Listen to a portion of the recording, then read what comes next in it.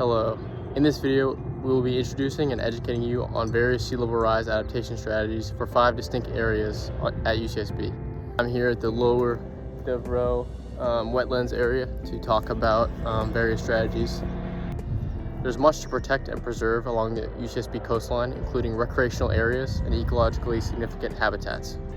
The largest threats to these areas are potential flooding and erosion, which seem inevitable based on current trends.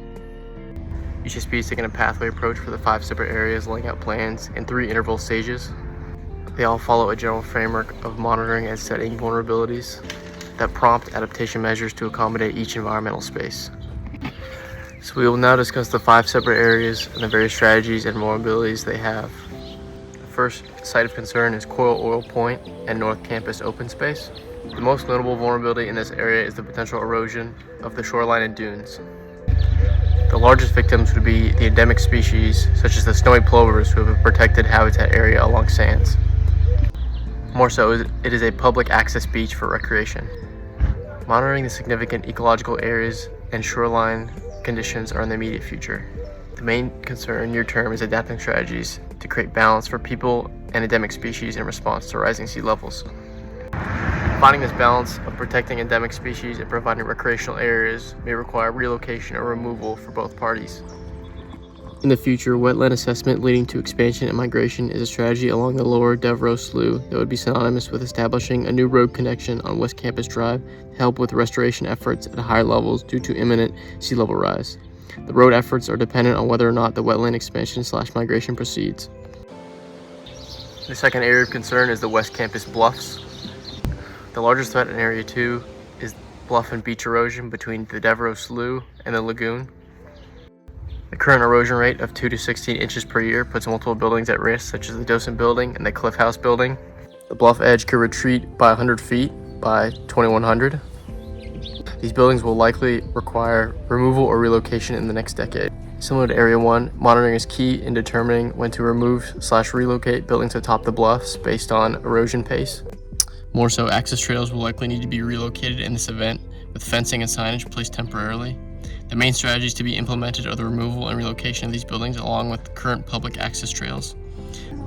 There are options to support the jailhouse where it stands and to preserve the access way it provides and possibly revamp the trails with a stairway. Area 3 starts at Manzanita Village and Depressions Beach, stretches to and around Campus Point, and includes the lagoon in its entirety. The rising sea level here threatens the sandy beach shorelines, recreational areas, ecosystems, and campus infrastructure such as public access paths, the lagoon weir system, and seawater intake system. As with our other areas, monitoring is necessary in both the short and long term, and the primary decision we aim to make through continuous assessment is whether to reinforce and protect the lagoon berms from storm surges and rising sea levels, or allowing and even facilitating the connection of the lagoon to the ocean. This has the potential to develop a more natural system with wave and tidal influence, with more resilience to future sea level rise. It would eliminate the lagoon weirs and berms and likely require the removal of more infrastructure.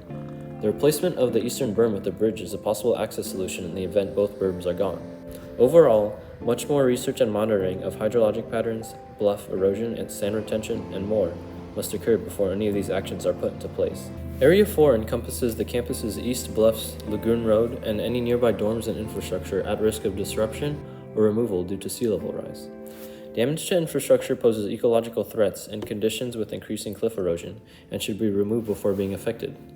Many utility lines also run through this dense corridor and are at risk as well.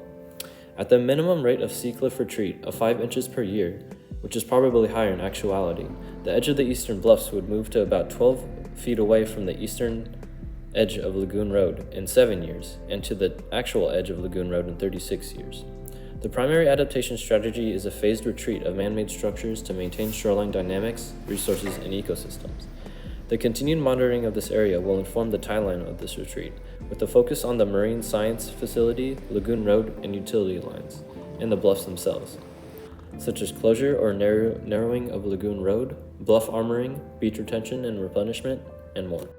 So Area 5 encompasses lands adjacent to the northern boundary of main campus, running approximately 2.5 miles along Goleta Slough, and the Store campus. Its vulnerabilities: most of Area 5 along the North Bluff is not significantly threatened by sea level rise. However, the lower elevations along Mesa Road and Store Campus are already exposed to flooding during extreme weather events and will be exposed to increased flooding due to sea level rise over a long period of time or over the long run. And other potential risks include tsunami susceptibility and underground utility damage due to this long-term or long-run sea level rise that is likely to occur. Adaptation strategies consist of LRDP updates to implement wetland flooding and infrastructure monitoring, as well as collaborating with adjacent jurisdictions and the Goleta Management Committee. For specifics, these include things like interim flood walls and facility relocation, as well as wetland restoration. And these are separated into intermediate term, midterm, and long term. So to conclude, we wanted to provide a comprehensive overview of the challenges and strategies related to sea level rise in the UCSB coastal areas. Actions such as community involvement, scientific research, and proactive planning are all important in mitigating risks. And we looked at the potential impacts, current vulnerabilities, and future projections, ultimately highlighting the need for sustainable and adaptive measures to protect the UCSB coastline and its infrastructure from climate change.